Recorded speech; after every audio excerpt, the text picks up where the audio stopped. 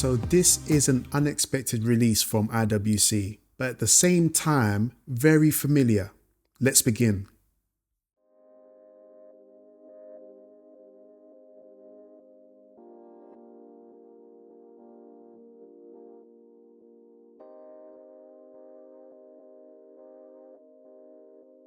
Now my first reaction is, okay, this looks quite good.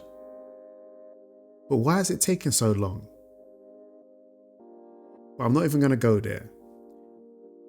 In this video, I'll first give my impressions of the watch and then, more importantly, share what this release reveals about where IWC stands as a brand today. It's been a very long time since IWC released an actual new model. In the past, there have been experiments and concepts, but this is more of a release for wide appeal.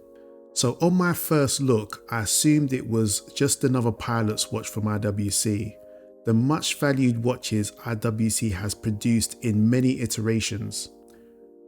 Once I get past the fact that it looks like someone placed a tachymeter bezel over a pilot's watch, I start to appreciate this reference more.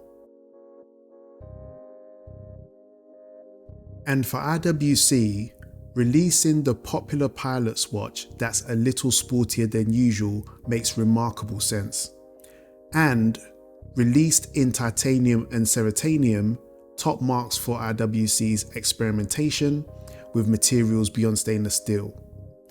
However, I would stop giving further marks in other areas. Let's be honest, it's another IWC chronograph, same configuration, same look.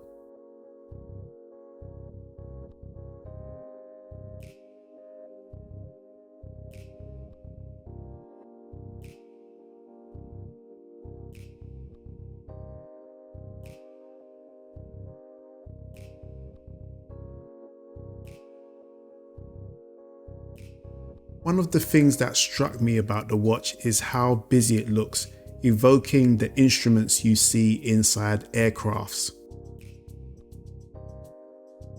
I'll look forward to taking an even closer look at this watch, but overall, it's a fine looking watch, which is fine with fine lines. And this release may turn out to be timeless, which is fine, but does it have charm? Does it excite? Does it inspire? Like previous IWC watches or IWC watches from the past. So what's IWC's current standing today? IWC, the international watch company, has been busy iterating with the development of its own movements and the development of new materials, such as ceratanium. They've also seen their pilots' watches become increasingly popular. However, brands like Breitling have been making big changes to get your attention under George Daniels.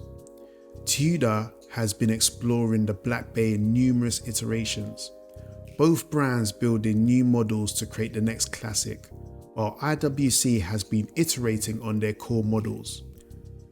The watch brand landscape is starting to change. Some brands are tapping into the excitement of collecting, and others are trying to be the new icons of tomorrow.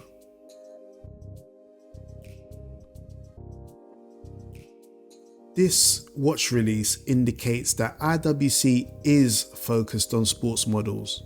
Their current lineup is mainly focused on the Pilots range and the Portuguese range, and this shows they may be keen on developing different sports references after the Ingenieur's reintroduction.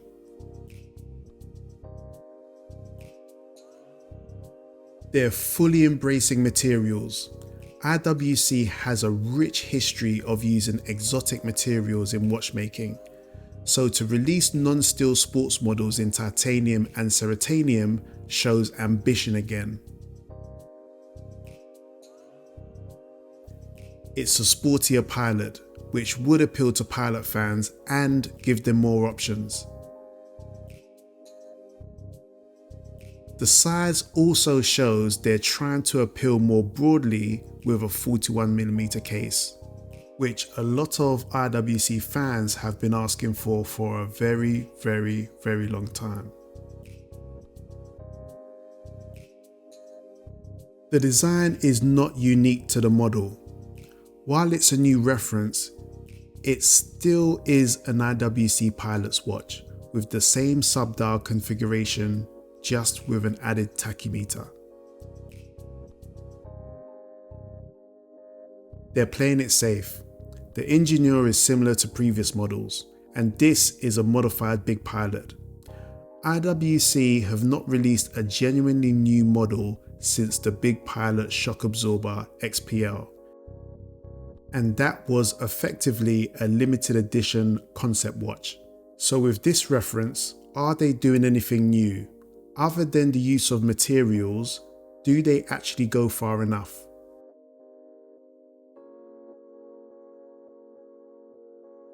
And those are some of my thoughts on what this release indicates to me. I do wonder if this is the start of IWC introducing new and different models to their catalogue. And as a fan of the brand, I'm still missing some of the inspiration from their neo vintage models. But what do you think? Is this a good release? Is this the start of a new batch of watches from IWC? I'm interested to hear what you think.